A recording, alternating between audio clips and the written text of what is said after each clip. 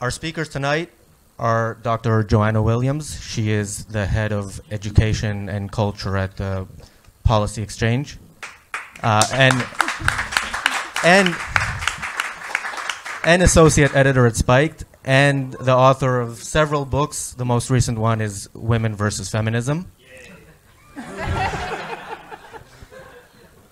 Dr. Nikos Sotirakopoulos, he's a lecturer at York St. John. There's more. The author of The Rise of Lifestyle Activism from New Left to Occupy, and he's an academic advisor for the Ayn Rand Center. And our chair tonight, Chloe Westley, she's a campaign manager at the Taxpayers Alliance, a columnist at Conservative Home, and she appears frequently in the media. So please welcome our three speakers.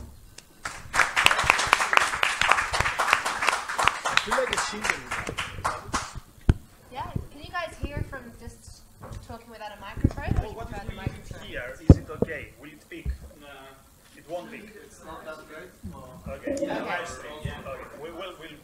We'll use a microphone. Yeah. Well, welcome everyone. I just think it's so cool that we're all here together to discuss ideas. I used to think that I was the only one who did this as a young, strange child, reading philosophy and politics, and so it's really cool to be in a room full of people that might have different ideas from me, but care a lot about the ideas. So I'm really excited to join you, so thank you so much for having me. And so the topic of discussion tonight is rights and democracy, which come first? Which comes first? And there are a lot of current events at the moment that are springing up these questions, so I think we'll hear some really interesting things from our two speakers tonight. So without any more bumbling from me, let's have Nikos. Thank you. So, hi, and thanks for showing up. So you might have seen in the last years that something has changed in the way we understand and see democracy. So democracy used to be the sacred cow, and now in the last years it's under attack and under reconsideration. But I would say this is a very opportunistic and even dangerous attack on democracy, because the starting point is not a deep, let's say, philosophical soul-searching about the merits of democracy. But the reason why democracy is attacked is only because it has not produced the results that it usually used to produce. So because it has brought around events like Trump or Brexit, now suddenly democracy is under attack. And it's quite funny. It was only some years ago, in 2011, if you remember the Occupy movement, when leftists were saying, we need real democracy. We need even direct democracy. Fast forward 5-6 years ahead, and now most leftists, what they're craving for is actually a benevolent kind of progressive technocrat, as far as possible from the people, ideally somewhere in Brussels. But also, many conservatives and liberals, what actually they want is ruled by experts, by people who know better than us what we should do and how we should live our lives. So the consensus seems to be, it's okay to coerce others, it's okay to force your ideas to others, as long as it's our ideas. Okay, that's what the left says, that's what the right wing says. And it's okay to coerce people as long as the one who is doing the coercing is a cool guy like Guy Verhofstadt or Trudeau, or even better, Hillary Clinton. But if this coercing is done by someone like Trump or what's the guy in Brazil, Bolsonaro, then suddenly it's bad. So what I would say is it's okay to have philosophical reservations against democracy, and you should have. But let's be very careful, because this narrative against democracy, what it has at its center, it's this will to coerce and force people to values that these people haven't chosen by themselves and could violate their individual rights. But how are we to evaluate democracy? Because we have to do this. Nothing has value in itself. We have to prove why democracy is good or bad. And for something to be good or bad, it needs to help, and it needs to help us pursue some specific values. And this is why, for example, it's very easy to establish why individual rights are objectively and universally good. Because in order to live and in order to survive, we have to do stuff. We cannot survive automatically like plants. So, for example, we have to think. and we have to be able to act on our thoughts and speak about our thoughts. Therefore, we can objectively prove that freedom of speech is important. But also, we need to act on our thoughts. And also, we need to create stuff to survive, our food, our clothes, the shelter. And therefore, we need the rights of property and also the rights to trade. Because if I have created something, I should be free to trade with someone else.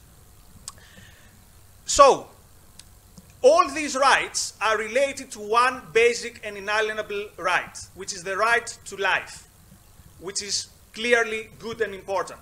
So even if 7 billion people do not recognize this right, and there's one last person on earth who recognizes this right, then the 7 billion people are wrong, and the one person is right. And the 7 billion people should not have a claim on the one person's life. So where does democracy fit into this frame? Historically, individual rights have been won around political struggles related to the narrative of democracy. And even if you see Brexit today, we can say that Brexit is important because it has shown the sovereign will of many individuals who said, I don't accept this breaching of my rights from the EU, and therefore I claim I want these rights back. However, there is one problem with democracy, that democracy has been constantly being used to actually legitimize the violation of rights. And the will of the people have been used to legitimize actions that if they were taken by an individual or an individual and his friends, then this individual would justifiably find himself in prison. Imagine if I knock on your door at night, gun hanging by my belt, and tell you, look, the neighborhood has decided that we need 50% of your income and your car because we just need it. It's for a good cause, and it's also going to be good for you. So give us the money and no one gets hurt. Obviously, you'd say this is ridiculous, and this is actually immoral and wrong. However, when this thing is done under the auspices of the will of the people, then suddenly everyone thinks it's okay. So here's the paradox of democracy that everyone has a blind spot for. Luckily, we live in a society that recognizes that in my bedroom, I'm free to do whatever I want. I can sleep with my boyfriend or with my girlfriend or with 5 guys and 2 girls. And actually, everyone's going to tell me, good, more power to you. And this is very good. However, the minute I walk outside of my bedroom, magically, my rights are under the approval of the majority.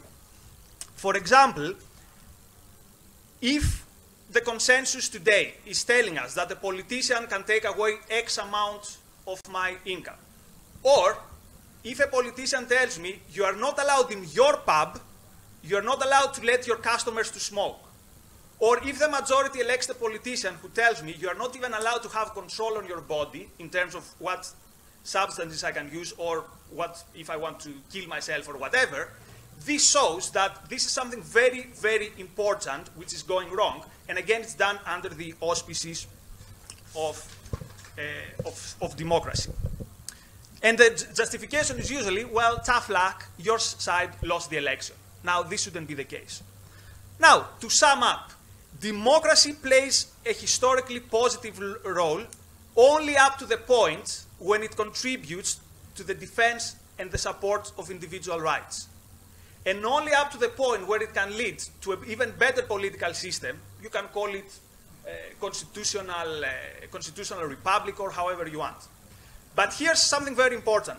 Even in such a system, we will still have to be at the intellectual barricades advocating freedom, because there is no political system that can insulate us from the effect of bad ideas. And the good idea that we need to promote is that voting and democracy are good as means towards a higher end. And this higher end is individual rights. They are not good in themselves. So my final point is, democracy and freedom have not and do not go necessarily together. However, people who today attack democracy, they do not attack democracy because they want us to have more freedom.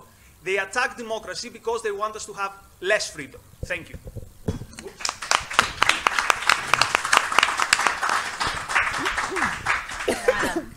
Thank you.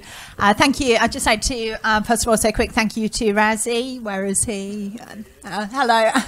And to you all for coming. Probably some of you in this room know that this time last week I was giving a talk at King's, and it's a real pleasure to get to speak without having petitions and protests calling for me to be no-platformed. So thank you for restoring my faith in the capacity for debate to take place. I actually don't disagree with a whole heap of what Nikos has said, and I think you're going to find an awful lot of agreement between the two of us. So hopefully we can rely on some of you to raise some difficult questions and challenges a bit. But I certainly agree that the past two and a half years have seen a complete tirade against democracy ever since the result of the referendum was announced. We've had a chipping away, a demoralising of the idea that democracy is an important principle, the idea that the 52% who voted for Brexit were in any way had a point, were sensible, were rational people, has all been undermined. In many ways, I think the tirade against democracy goes hand in hand with a tirade against the electorate, against that 52%. So we've been told that those Leave voters, they were ignorant, they were lizard-brained, it was a moment of madness, of irrationality, they were taken in by lies printed on the side of a bus, and really people are far too stupid and ignorant to be allowed to vote. And as Nikos has said, the message that comes across loud and clear is that democracy is something which is far better left to experts. I think a couple of very interesting things to draw out about this.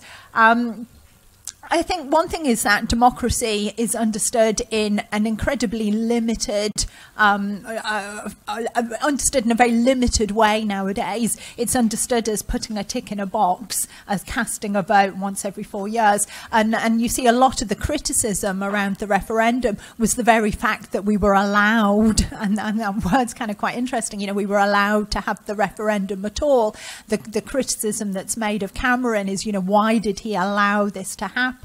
How stupid of him, how foolish of him to give the people a say. This is what happens when you give the people a say, they get it wrong. And that argument that they get it wrong brings out some really nasty, ugly sentiment. To take the heat off Brexit for a little bit and focus on the other side of the Atlantic, you see even just in the most recent round of the midterms that have taken place in America, the debate, and people ask it quite explicitly, and I think it's kind of funny how explicit people can be when they're saying very ugly things. What is wrong with white women? You know, what are these white women doing voting for Trump? As if all white women are obviously one homogenous group who think the same and act the same and are so stupid and are so automaton-like that they just go out and vote for the person their husbands or their fathers tells them to do. You know, these kind of obedient white women who do the wrong thing. But to me, this throws up a lot of interesting conundrums. And the first time I really started to think about these issues in any particular depth was after Trump was initially elected. And the very next day, there was, or I think next day or in the next couple of days, there was the Women's March took place. And this was not just in Washington, although that was the biggest one, but this was in cities all around the world, this idea of a women's march against Trump.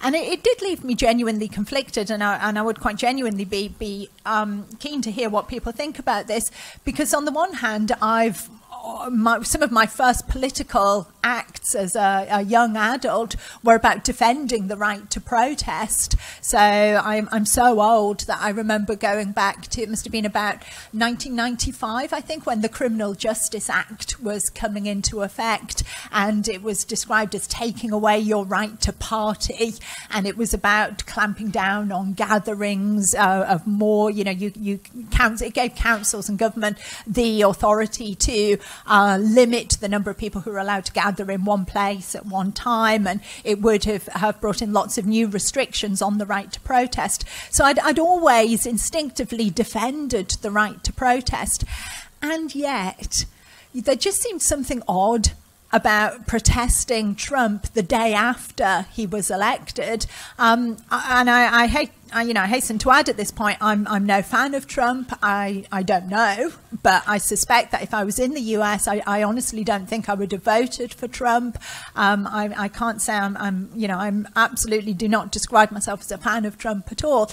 And, there's been an awful lot of things he's done since that would have seen me take to the streets and join in a protest. But the idea of protesting a president before he'd actually done anything just seemed a little bit odd. It seemed like you were protesting the democratic the decision that had been taken within your country, however flawed you might consider that democratic process to be. It seemed a protest against the electorate, essentially, the decision of the electorate by another part of the electorate. I think, again, to come back to this complete demoralisation, this tirade against democracy that we've seen over the course of this year in particular, it's another thing that strikes me as quite strange about it is that obviously 2018 is the centenary, as I'm sure you all know, of certainly some women being given the right to vote. Another 10 years we had to wait before all women and all men were given the vote, before we had universal suffrage, but suddenly you had a major expansion of the franchise in 2018. And this is something, it's funny because there's not been much celebration of the extension of the franchise to men, to working class men, but there's certainly been a lot of celebration of the extension of the franchise to women. So on the one hand, you've got this kind of rhetorical celebration of the expansion of democracy, the expansion of suffrage, and yet at the same time, you've got this constant undermining of it. I took my kids to see the film Peterloo because I like to try and get some politics into them every so often. And my 12-year-old came out and rolled her eyes and said, so basically some people led really boring lives. Then they went to Manchester. Then they did a protest. Some of them died. The end. Did we really need to spend 2 hours watching that? I was kind of trying to explain to her that this was a really important step towards winning franchise and she should try and learn from it, but she wasn't convinced. But the point I'm trying to make here is that we've got a celebration of democracy at the same time as an undermining of democracy. And I think we also have the appearance of expanding rights at the same time as a curtailing of rights. And I guess the clearest example I can see of that is when I get the train from Canterbury to London most days, and they now have in every train carriage big colourful adverts stuck up on the wall. And they have kind of horrible pictures of them. There's one of 3 girls kind of making really horrible faces at a man in a wheelchair, and it's about anti-hate crime. And it says, if you say something online or in person to somebody in various protected groups, you could be committing a hate crime. And I think this is kind of odd because it's presented as being a really good thing. It's presented often as being an expansion of rights, your right to live your life free from hate. And yet at the same time, it's very much a curtailment of rights as well, particularly obviously a curtailment of the right to free speech. And I don't mean by that the right to kind of gratuitously go around offending people, although that's obviously part of free speech. But we've all seen, I'm sure you're all familiar with the Count Dankula example, and at times when this has really, this law has been put into operation and really had an impact on what people can and can't say. Sorry, I know I'm talking for too long now. I just quickly to finish off, I guess I would like to argue for a more expansive version of democracy. I think, irrespective of everything else I've said this evening about how democracy is being undermined, how rights are being undermined at the same time as democracy is being celebrated and rights are being celebrated, I think it seems to me that you'd have to go back a long time in history. You'd probably have to go back 90 years before we have a more narrow and more restricted restricted view of democracy as we have nowadays. It seems that democracy has never seemed in a more technical, narrow, restricted, limited process. I mean, it's been reduced to putting a cross on a piece of paper once every 5 years. And to me, that democracy is about so much more than that. And I think when it comes to be seen in that very, very technical, narrow way, it comes to be seen as kind of a gift handed down to us by our superiors, and we should be kind of incredibly grateful. And it becomes almost like a moral duty of citizenship that you go along to the polling station and you dutifully make your cross once every 5 years. I think at no other time, like say in the last 90 years, has democracy been understood in such a technical and such a restricted and limited way. To me, democracy, a true democracy, would be about a far more active process of participation. And I don't necessarily mean, you know, the kind of platonic ideal of everybody sitting under a tree and kind of raising their hand or you know, having referenda, heaven forbid, kind of every 2 or 3 months on every topic under the sun. But to me, a real democracy is bound up with having a free press, you know, even active trade unions, education, having educated citizens, for people who can be really politically engaged as citizens at all different levels of society. I don't think democracy is something which is kind of given to us once and is fixed for all time. And I agree with the things that Nikos was saying around this. To me, I think democracy is something that we need to fight for continually. We need to fight to be democratic citizens. We can't just say that because we're allowed to go into a polling station and make a cross once every 5 years, that's it, we have democracy. I think rights only become meaningful in the process of fighting for democracy. So free speech, freedom of conscience, free association, these things actually only become realised, but also take on a meaningful form in the process of fighting for and engaging in democracy. And then democracy is important because democracy can allow for the expansion of rights. Again, thinking of the work I've done around feminism, to me, things like the right to access abortion for women, for contraception, etc., enable women to live as full citizens. And obviously, they're not rights in the same way as free speech or freedom of association, but they're important rights that allow women to live as full citizens. So finally, I think neither rights nor democracy, obviously, I'm sure everybody sitting in this room probably agrees with this statement, neither rights nor democracy can be taken for granted. But in each new historical era, the threats to rights and the threats to democracy change. And I think today, for me, feminism, unfortunately, has gone from being something which in the 1960s, 1970s, was about expanding rights, go back even further, go back a century, was about expanding democracy, has very much become something which is about restricting rights and even restricting democracy. If we look at things like all women shortlists, to me that's a restriction on democracy. You're not allowed to vote for the person you want to have in power. You're only allowed to vote for the people who you're given to choose from. Things like laws against making misogyny into a hate crime, to me is a restriction on free speech. So I think whereas feminism was once a great movement fighting for freedom and democracy and expansion of democracy, expansion of rights, it's very much about restricting those things nowadays. I'll leave it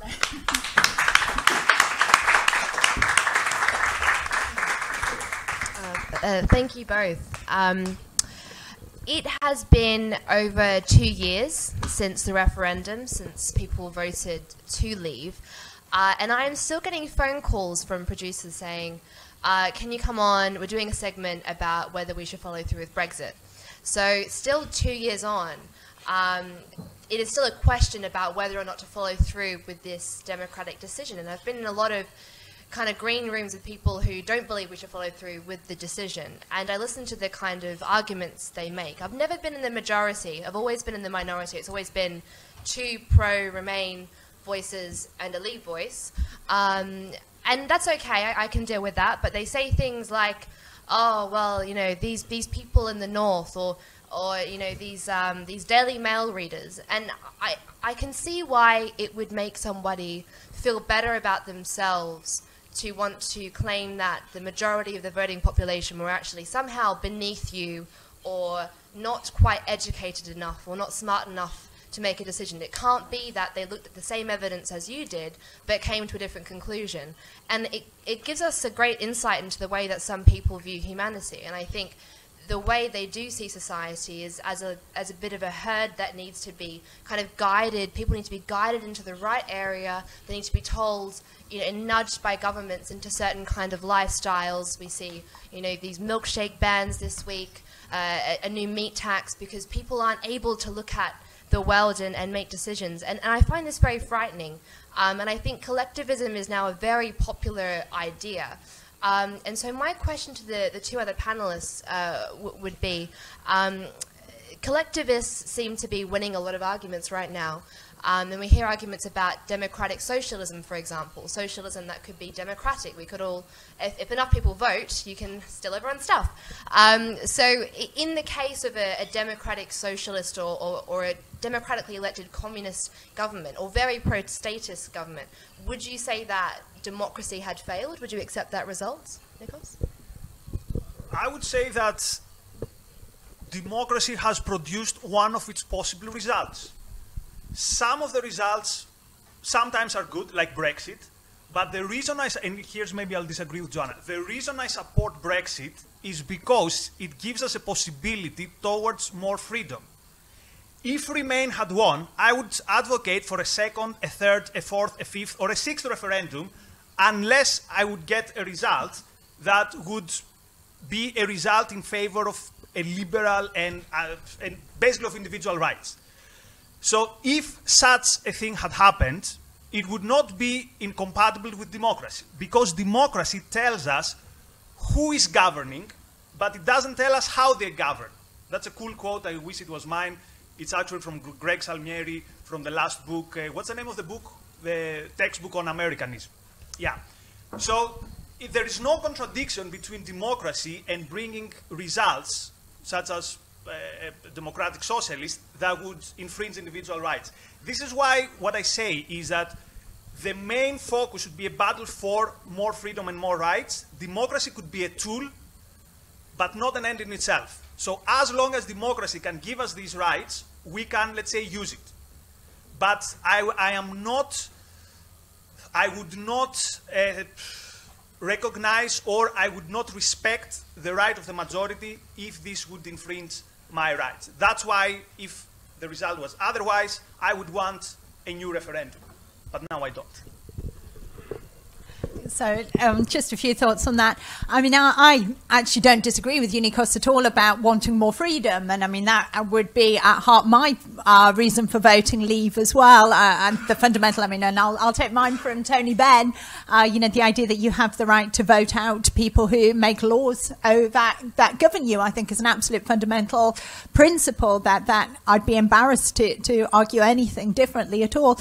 But just to go back to your original question, I actually, you know, I don't think what we're seeing at the moment is collectivism, and I think it's not a majoritarianism. I know that wasn't the word that you used, so I'm kind of putting words into your mouth.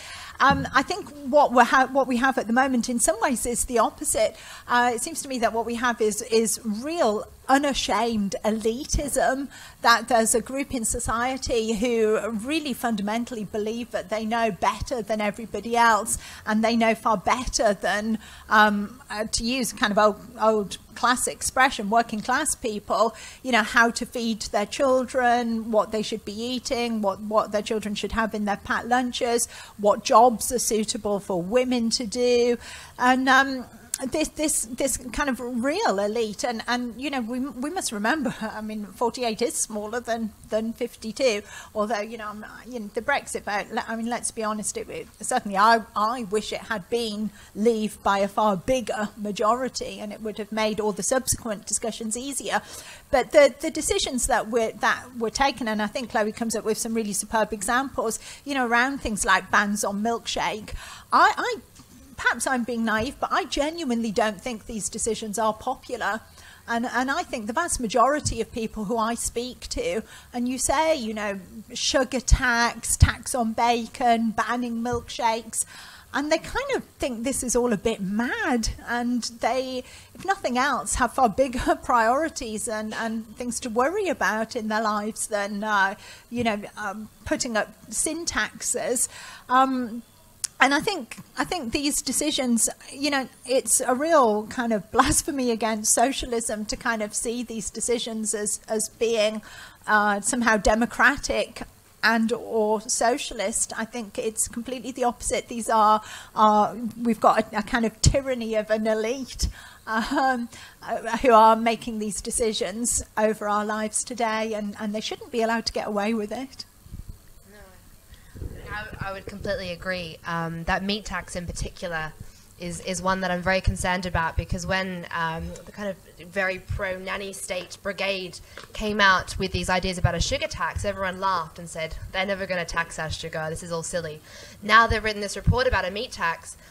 Taking it a little bit more seriously, I actually think a government would be silly enough to listen to some health experts and say, oh, yes, this is a great way to help people. Cost of living crisis, people not having enough disposable income. Let's make food really expensive, a basic necessity that nearly, everyone needs. It's just ridiculous. I want to pick up on something that you spoke about, which I think we can all maybe have a bit of a debate about. I get very annoyed when I hear other women claim to speak on behalf of all women, as if it's one gender that kind of, we're a floating group and we must act in certain ways, believe certain things, feel in certain ways. And we can't speak out against feminism or challenge things like the gender pay gap, or maybe be concerned about men's rights. And so I'm generally skeptical of kind of group rights, of things like women's rights. I think at a certain time when rights were restricted, it might have been helpful to campaign against the restriction of certain rights. So, for example, LGBT rights, the right to be with and to marry who you choose. But today I think we live in a society that is kind of past that, and it's about individual rights. So I'd be interested to hear your thoughts on that. Do you think there are group rights or just individual rights? In principle, they're only individual rights. If someone is campaigning for group rights, it could mean two things. One is that there is not enough respect for individual rights. For example, I'd be totally backing Martin Luther King and the Civil Rights Campaign, because this indicated that there was no respect for individual rights, because a whole group was not part of these rights. However, usually today, when I hear the term group rights, this means we're going to take away some of your rights and we're going to give a specific privilege to another group.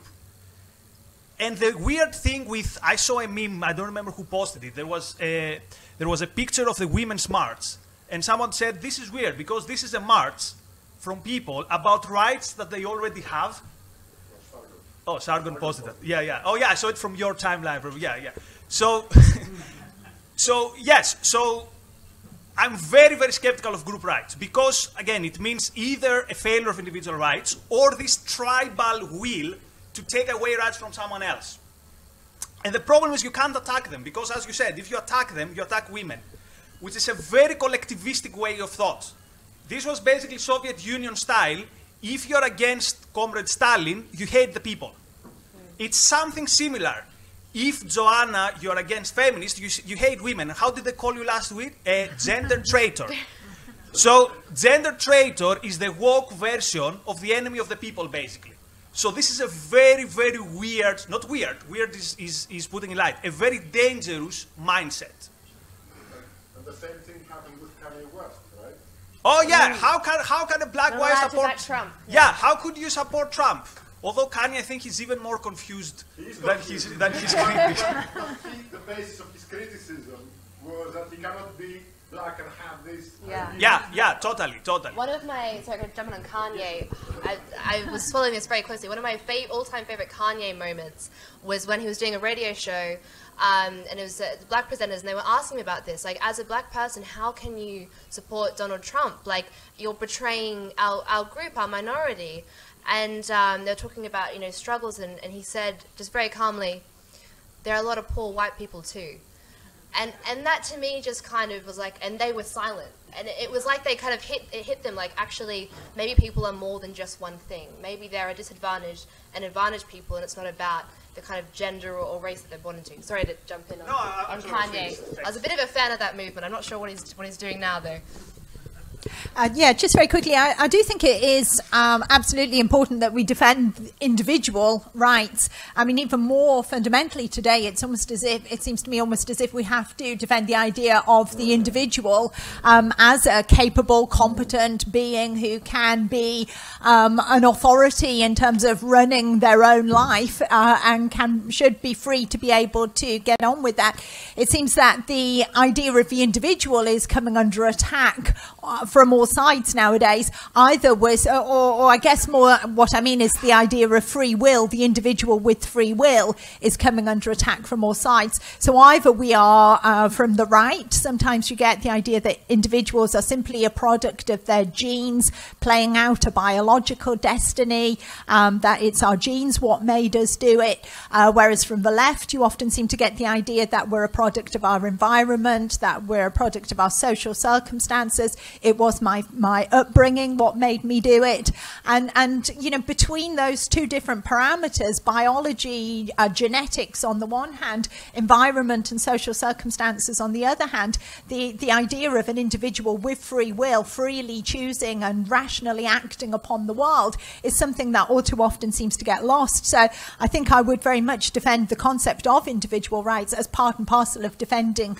the individual, but I would also put in a word for collective rights. I mean, I think as a woman, and I know that's a very controversial thing to say nowadays, but I think things like, as I mentioned in my opening remarks, the right to abortion, the right to be able to access certain medical treatments that you will only need if you are a woman are fundamentally important.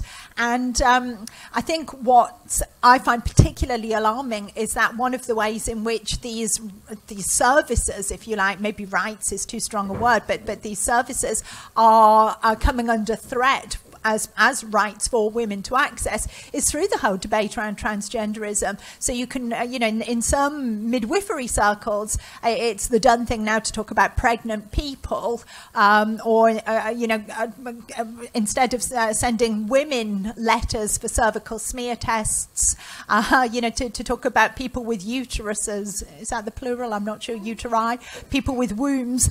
And that's just confusing because not everybody has all the correct biological vocabulary, and you know if you're a woman, but cervixes and uteri, and you know it kind of gets a bit confusing.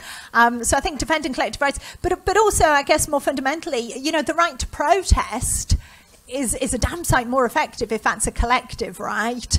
The right to get your voice heard with your employer, with powerful elites in society, again, is a damn sight more powerful if you're able to join together with other people and have the right to protest, the right to withdraw your labour, the right to go on strike. You know, these are fundamental rights which are necessary because obviously we're not all equal in society. There are powerful elites, and for individuals to have a protest on your own doesn't really count for all that much. The ability to be able to bond together with other people who you've convinced or share the same view as you to make your voice heard, you can become an awful lot more powerful. For the record, I agree. I just think we use different words. Right. Well, I think we should throw that to questions now. So should we take one at a time, or two at a time? Two at a time. Yeah, sure. Or you can shout. Hi. So I have a couple of questions. The first one is, you mentioned the right to access abortion, the right to withdraw labor. I can't remember what other rights you mentioned. The right to have your voice heard. So I would like you, please, to clarify.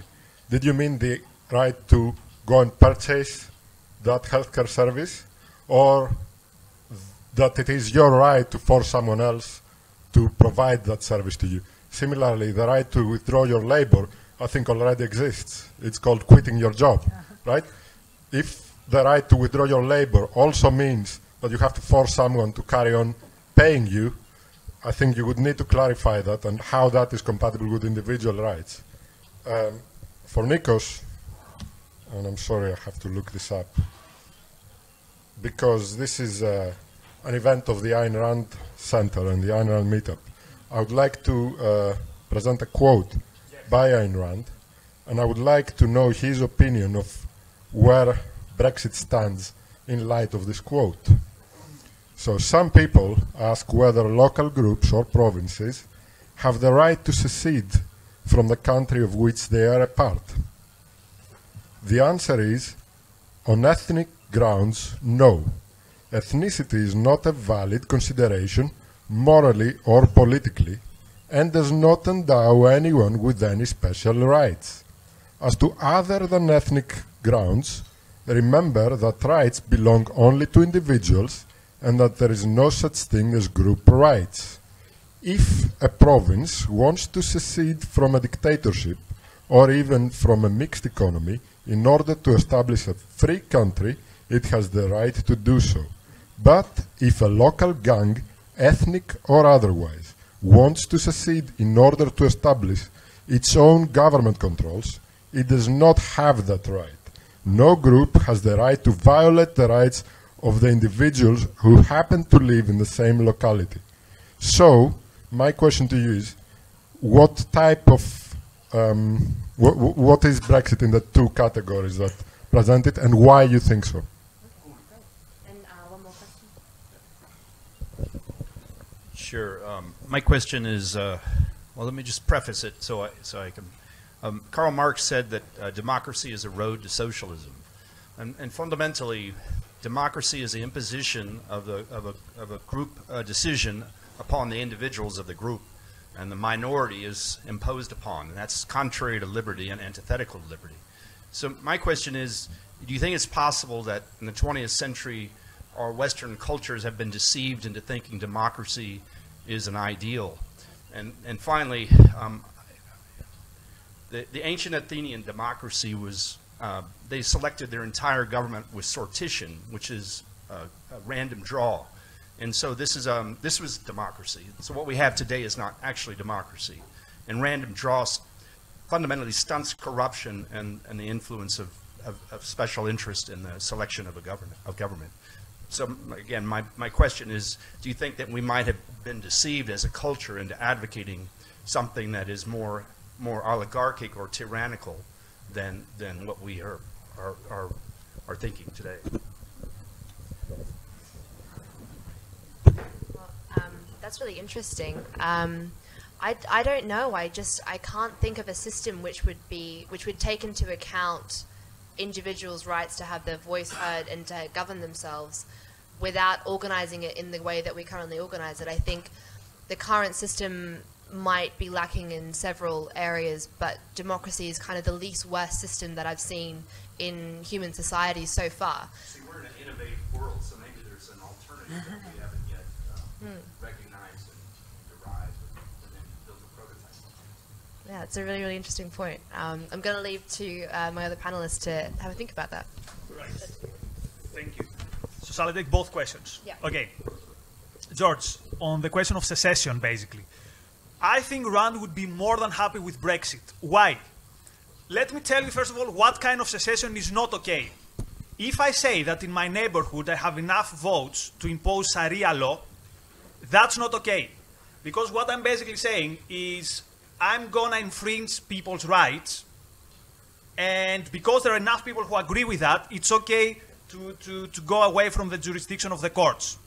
However, with the EU case, it's clear that the EU is violating our rights. It doesn't allow me to trade as equal with an African farmer. Or now it doesn't even let me to have this vaping fluid of more than X grams of nicotine. Now, on the long scheme of things, you could say this is not important, but it actually is. Because again, there's an expert who says you cannot do that because reasons. So in this way, first of all, the European Union is not a legitimate government that protects individual rights. Therefore, secession from it would be okay anyway. So I think this quote refers to, let's say, 5 states on the American South saying, well, let's reinstitute slavery because we have enough votes. I would agree that this is not legitimate. Now, what you do with this is more complicated, okay? Because they might not want to do it to reestablish slavery. They might want to do it because they want to, I don't know, to have a new god which will be the flag. again, violating rights, not good enough. So it depends what is the reason of secession. But in difficult on a welfare state or a non. It's difficult. But overall, I would say, I forgot what I wanted to say. Okay, we'll discuss it later. on the ancient Athenian democracy, I think that the system of draw was. I mean, I'm Greek. This was an even worse system than the one we have now. Imagine saying, all of you are very clever, but someone without any merits, just because they happen to be in this world, they have a say on whether Socrates is going to be executed. Yeah, so it's not quite like that. There was an existing system of law. Yeah. That was the backdrop on the sort of approach to government selection. True. So it's not quite as. But it was not. It's not about choosing someone to randomly execute individuals based upon their whim. It's more nuanced Yes, you're right. It's more nuanced. But that's exactly what happened with Socrates. It was a majority decision, and the idea was, and actually that's what I don't understand with Socrates. He should have said, "Go to hell. I am innocent. You are all wrong. I'm right. I'm out of here." Aristotle was given exile. Socrates could have pressed for the same. He didn't. Yeah, that's what I'm saying. He gave them the sanction of the victim, basically. He should have said, yeah, it's the sanction of the victim. So, no, I don't believe that there was an ideal democracy and now it's bastardized. I think there's a problem to begin with the idea that the majority can impose stuff on the individual if the individual hasn't done anything wrong. Thank you. Joanna. Yeah, sorry, I'm just thinking of that very, very last point there. I'm not convinced at the moment that let's go back a step. I think there are so many problems with democracy in the form that we have it in this country at the moment. I mean, if I was in charge, I would abolish the House of Lords, I would abolish the monarchy. I think I'd go for more elected representatives. I'd probably limit the number of terms that people are allowed to stand for Parliament to make kind of more change and put people under a bit more pressure. I think the fact that someone's been an elected representative for kind of 40, 45 years is probably not healthy for democracy. So there's so many things I would like to change. I think it's far from perfect, but I really, really love the way you put it, Chloe, about it being the least worst system that we've got. And I not think very inspirational, though, well, is it? no, but I think it's true, and I think we can look for better. But I think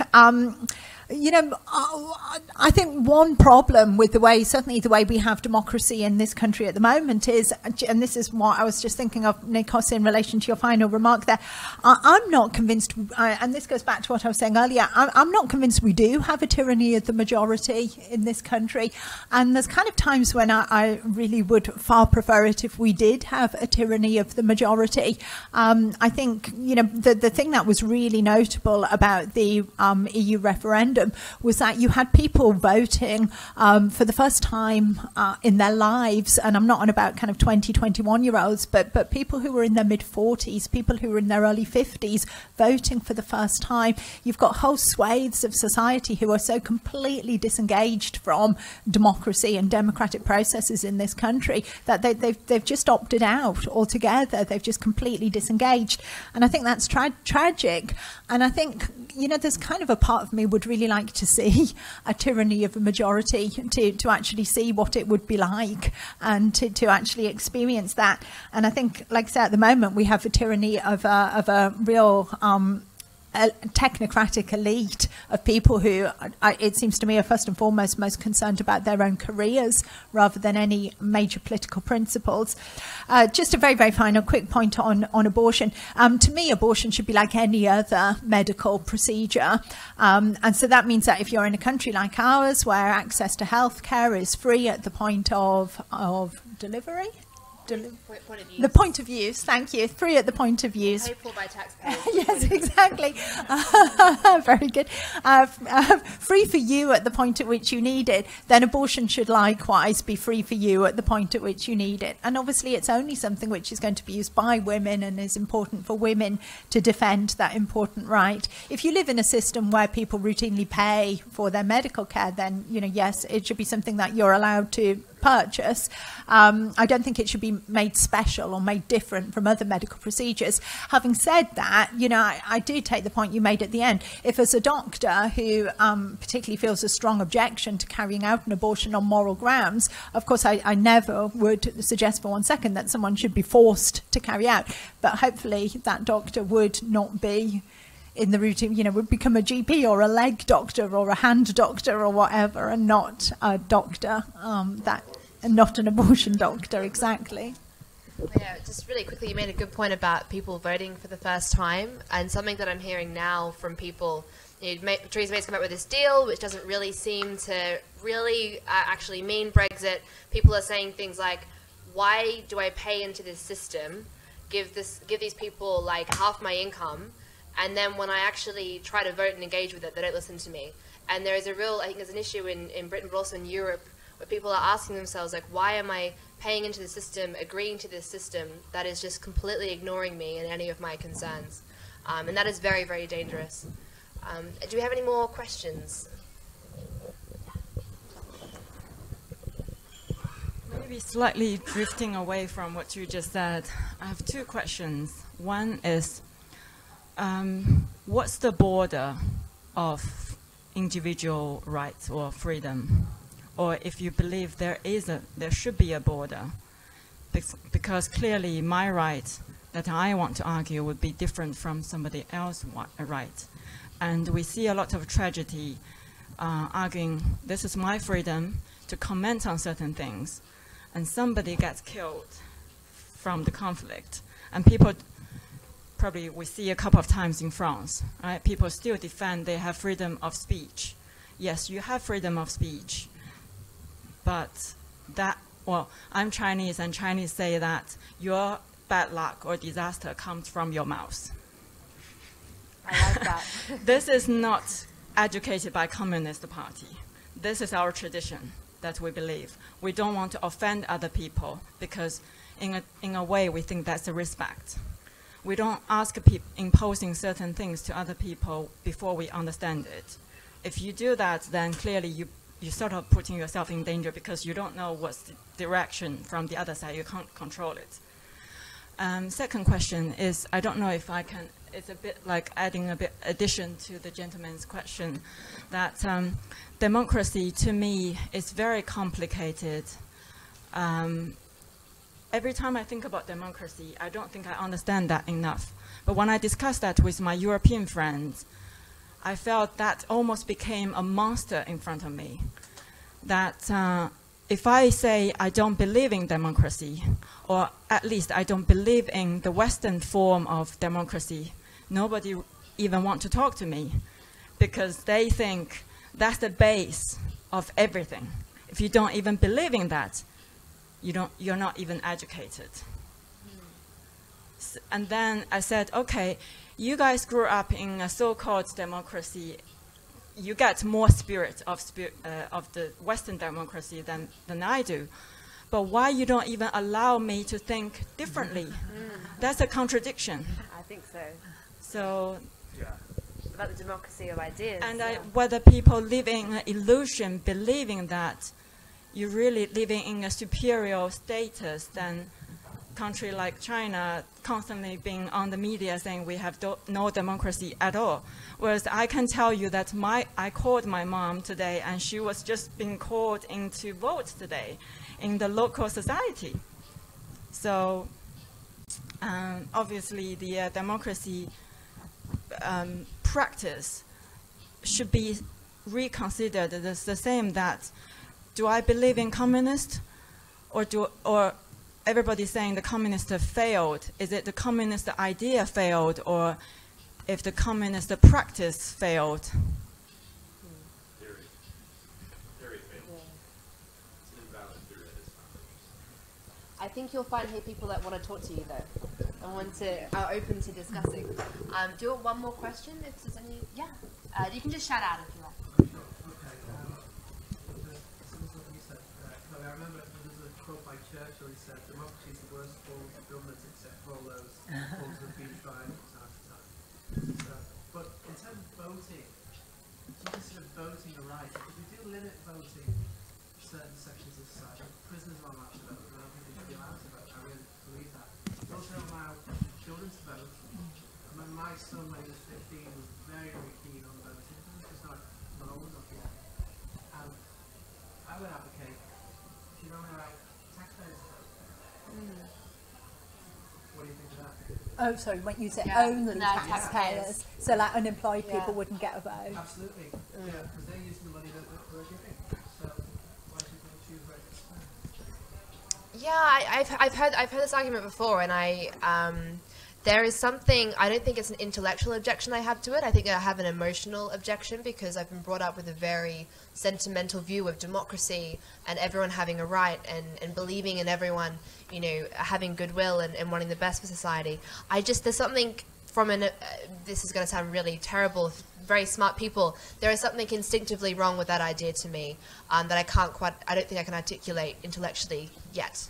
But I'd like to read more into it to see why it's an idea that I find so discomfortable, because I was the same with drug legalization until I read a lot about the evidence and the facts, and then I changed my mind. So I'm not yet convinced on that point, but I do know there are good arguments in favor of it. But yeah, Can I just put a quick question to you?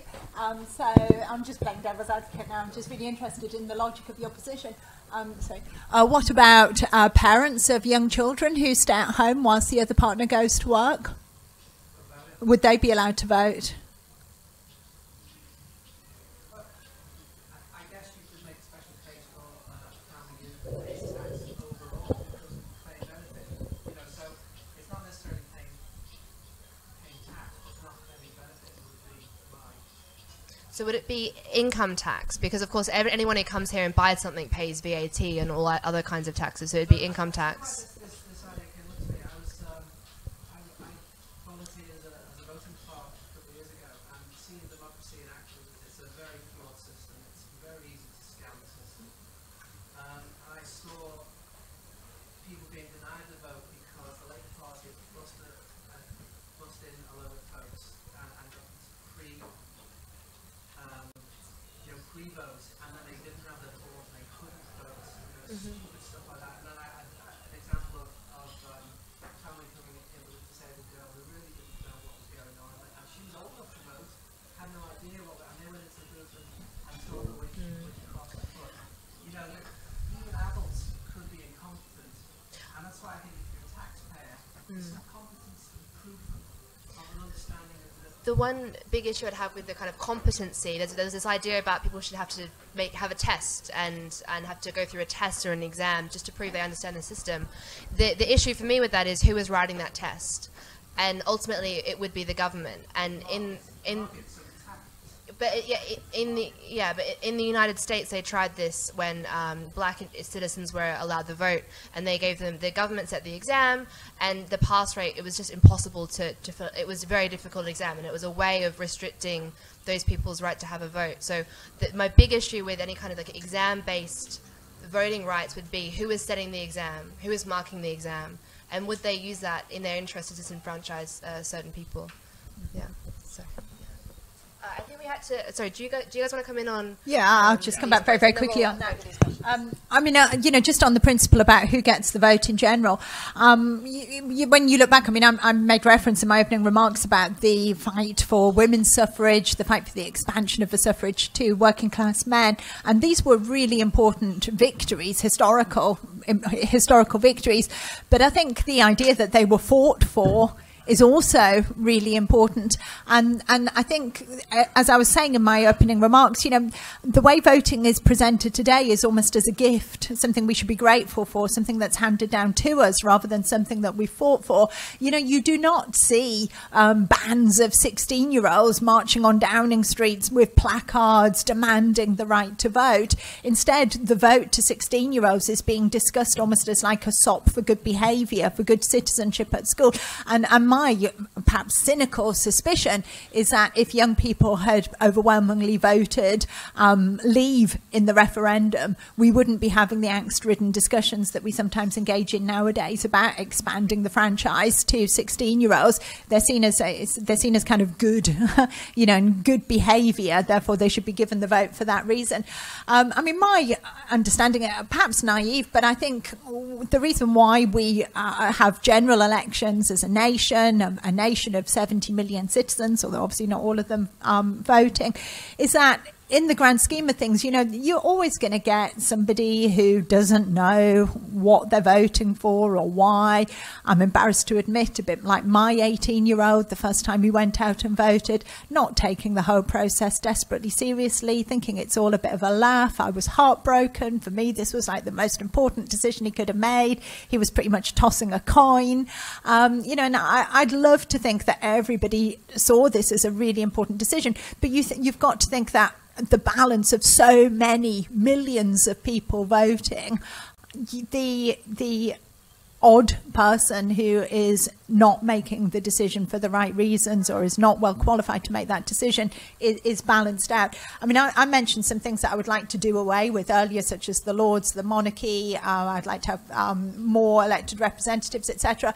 I think I'd also like to see an end to first past the post. I don't think first past the post is good for democracy in this country, and you do get ridiculous situations where seats are won and lost on you know, a handful of votes. I think it really skews debate around election time, where seats where there's considered to be a clear majority one way or another are just ignored, and seats that are considered to be more on a knife edge suddenly get all the media attention and every politician piling down there. And so I think I'd abolish the first past the post system. On the border around individuals, I mean, I go with the old-fashioned Mill principle about not doing harm to others. I think if you are getting to the extent where you're killing people, you're breaking other laws, you're taking, Nikos mentioned right at the very start about the fundamental principle of the right to life. You know, if you're killing people, you are fundamentally taking away someone else's right to life. We shouldn't be doing harm to people. Well, I think that's part and parcel of free speech. Because when you start talking about bullying, you're into a very subjective interpretation. What might be considered bullying by one person is not considered bullying by somebody else. You choose to take offence. I'm not saying everything's lovely and everything's great in the world and it's nice to be insulted or offended. It's clearly not. But that's part and parcel, unfortunately, of living in a democratic society. I'd far rather live in a democratic society, a society where people were free to hurl insults at me, however much I hate having insults hurled at me. I would far rather live in that kind of society where people were free to do that than live in a society where people's freedom of speech was restricted and they were prevented from doing that. And I think with rights come responsibilities, and there is a responsibility, I think, to like not be, can I say, an asshole, and you'll be punished by your cohort. So if you are if you're really rude and you're rude to other people, I think the people around you, around that person, are probably going to punish them, not through any state force, but just by not hanging out with them, or seeing them as someone not to spend time with. So I think that's the way that we deal with insults and bullying. It's people around them recognizing that's happening and not wanting to spend any time with them.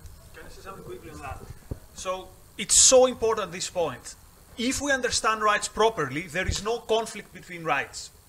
If we take them from the rights to life and then start building from there, there can be no conflicts. And one of the reasons is that there exists something which is called the right to property, which is, understanding this, is one of the 5 million reasons why I went away from the left. Because see, for example, how the right to property solves all the free speech issues. Thank God Owen Jones hasn't got the right to write on Spiked. He can submit an abstract to Brendan and Brendan can say no. If we understand free speech as something that the state should not put you in jail if you break it, if Facebook doesn't allow you, we should boo Facebook, but they still have the right. Twitter, for example, has the right to throw Milo out of Twitter. Now, I think it's a bad decision, but it's their right, because it's their property. Now, if we understand property rights in a way that is reasonable, then this idea that rights can be conflicting falls out of the window. And the last thing is on some ideas being good in theory but wrong in practice. This is this cannot happen because theory is understanding reality. For example, I could say it's good in theory, instead of paying for an airplane to go to Greece, to go to the edge of Dover Cliffs and start flying. It's so good in theory, I'm not paying a ticket. The only problem is that I will die. But how good is it in theory? Now, this statement doesn't make sense. But equally, the statement communism is good in theory but wrong in practice, in my idea, in an equal way as the I'll fly from Dover Cliffs, it equally doesn't make sense because it does not recognize facts of reality. So I wouldn't accept that some systems are good in theory but wrong in practice. Democracy, as majority rule, is bad in theory and bad in practice. However, we can use it to go to something better. And again, defend it from its enemies today, because its enemies are actually have something even worse in mind. More questions?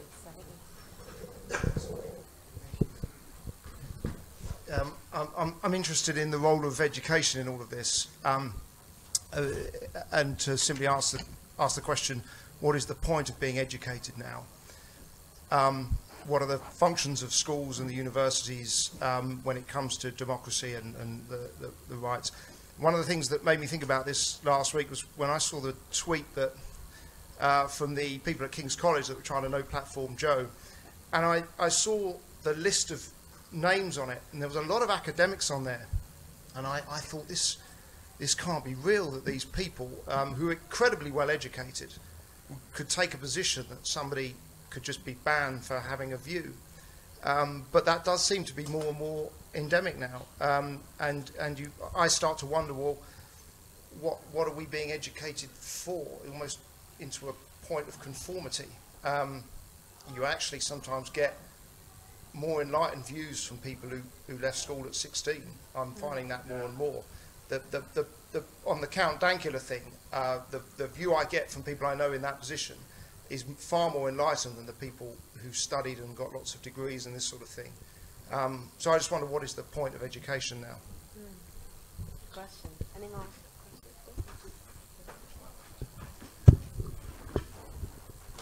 The UK electoral system means that a government rarely gets the popular vote or a majority popular vote, and when in government, the government tends to legislate without Parliament's approval. So does democracy have any legitimacy in the UK currently? And how do we stand up for individual rights in such a situation? Oh, great. Would someone else like to? Yeah, okay. So, any opportunity. I think it's a really great question that you ask about education. Just on a clarification, I think, I don't know, but I think a lot of the people who'd signed that petition put their name followed by their department, so it made it appear as if they were academics. I think actually my understanding is that nearly all were students. But I think there's two ways that you can look at that question. You can ask what should be the purpose of education and what is the purpose of education in reality today.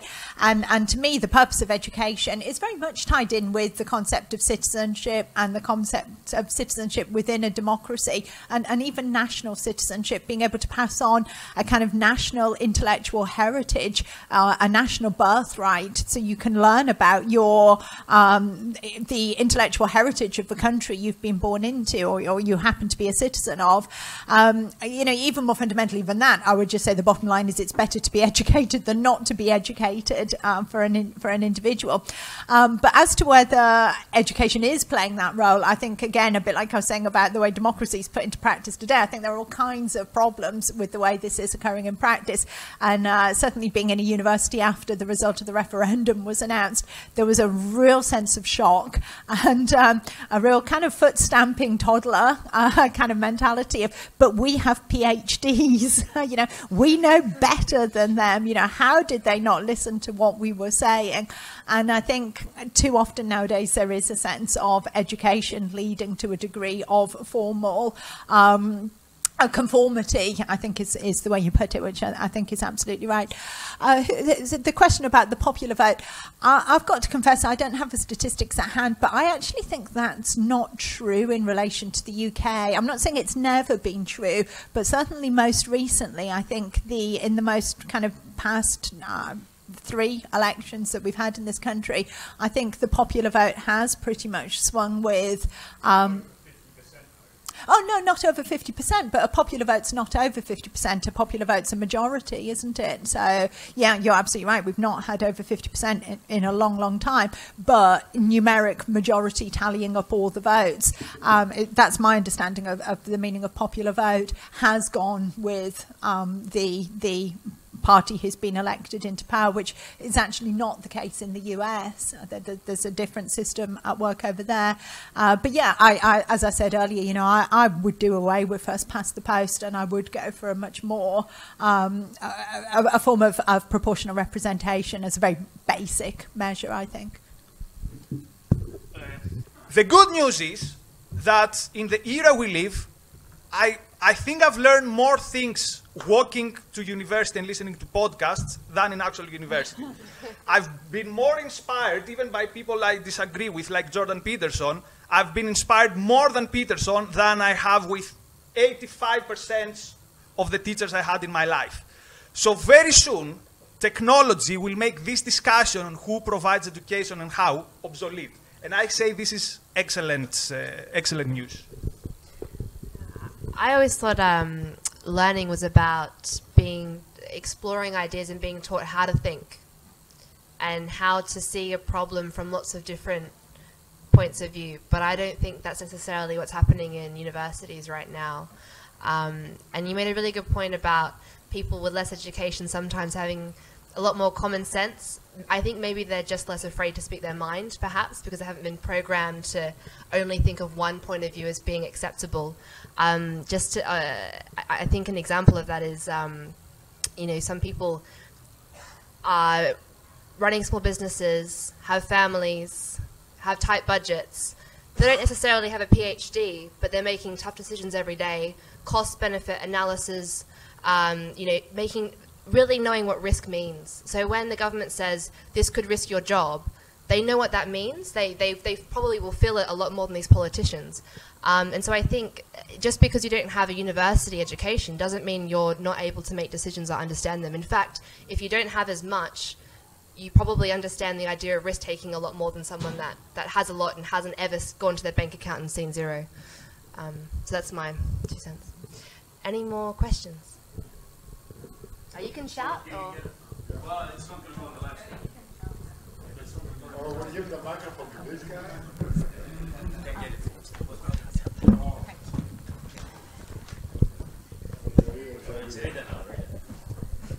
My question is for Dr. Joanna, but I'm happy for Dr. Nikos to answer as well. I nominate Nikos. Okay, I'd like to give a concretized hypothetical example, and I'd like to know what you think.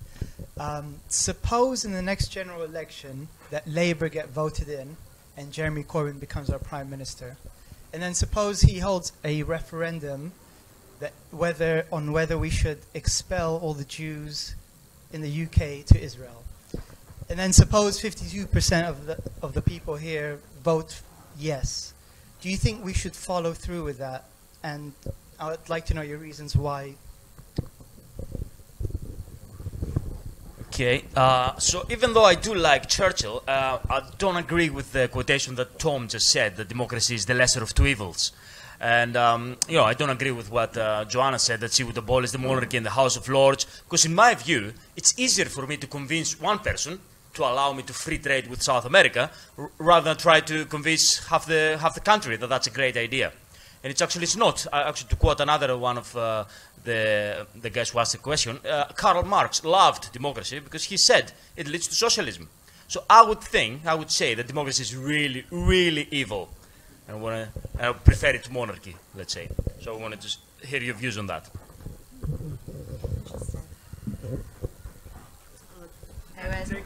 Yeah, we're targeted at you. Okay, so my answer to your question is absolute 100% resounding firm no, obviously. Dealing in concrete hypotheticals is always a dangerous thing to do because, you know, you're kind of like that. You know, there's so many different things. I mean, we're not talking about reality here, are we? We're talking about what if. But let's go with it. And like I said, It's more the principle. yeah, sure. But I think ultimately, this is where the right for somebody to live as a citizen in a country would, I think, override a referendum decision like that. But I can't. I'm struggling with your concrete hypothetical. I'm struggling to move beyond that and think of other examples of where this principle could apply that would be in a negative, such a negative way. I mean, I guess the classic example is always the death penalty. That's the kind of concrete hypothetical that people normally throw up. You know, so if a majority of people backed the death penalty, would we have the death penalty? Is that a kind of fair? Because my answer to that would. Because criminal rights is different from. Sure. Yeah. Okay. I'm gonna confess I'm struggling to explain why, but all I can say is from the bottom of my heart, no. But I think, for all I said about abolishing the House of Lords, which I'm sorry, I 100% stand by. It would be my dying wish for a referendum on abolishing the Lords. Democracy is not without checks and balances. We don't just put in a majority decision and then operate on it overnight. We do have checks and balances in our democracy, and if you abolish the Lords, which I would like to, it doesn't mean to say there wouldn't be another elected chamber.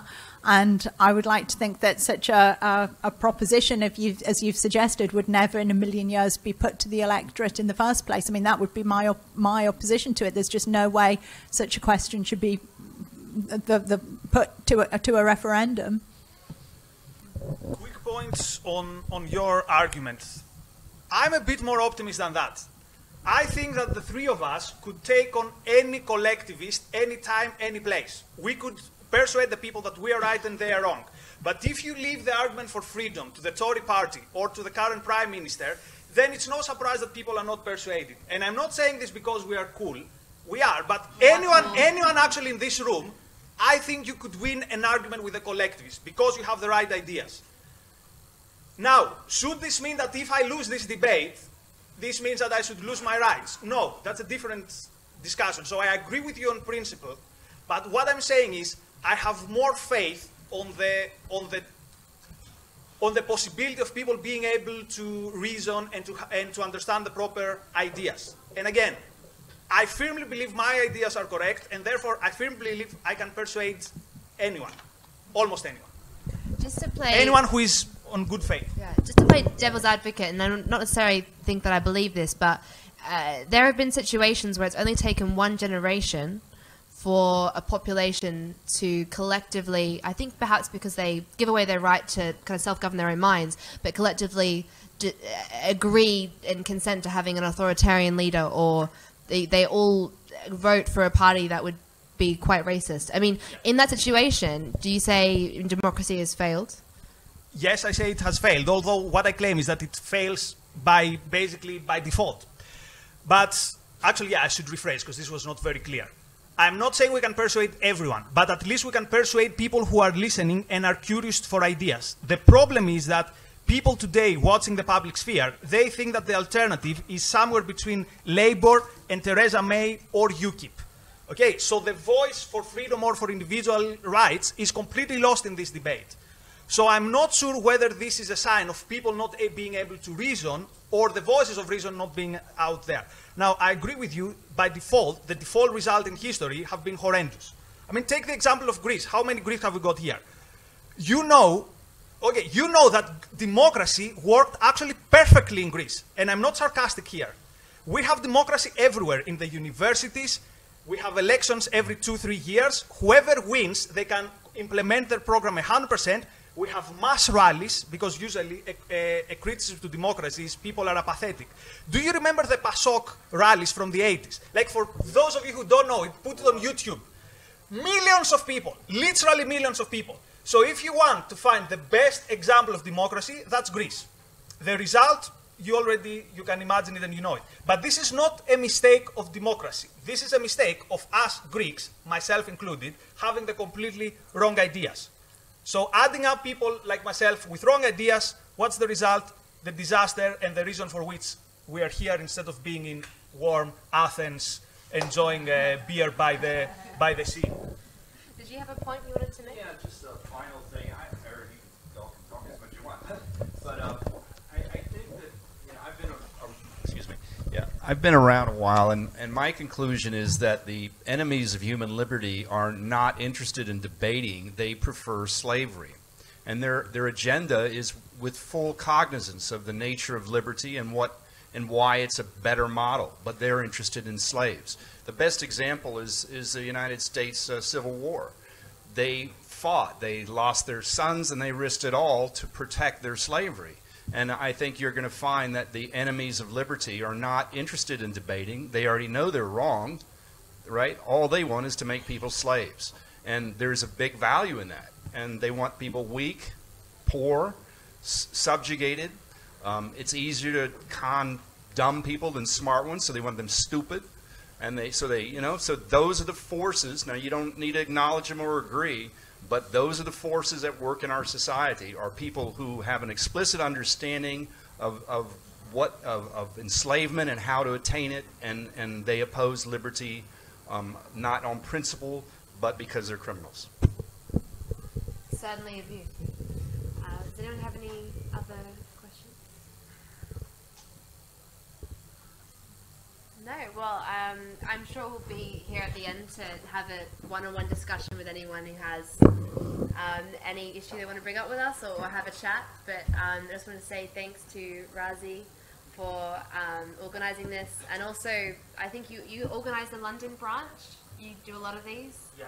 Yeah, I think that's incredible. I think that's really, really awesome. Because one thing I found with this group is that you are interested in ideas, and it's not about winning an argument. And so much of politics is very tribal, and I like this group. You're very open-minded. So thank you for having me, and thank you to Joanna and to Nikos. Thank you.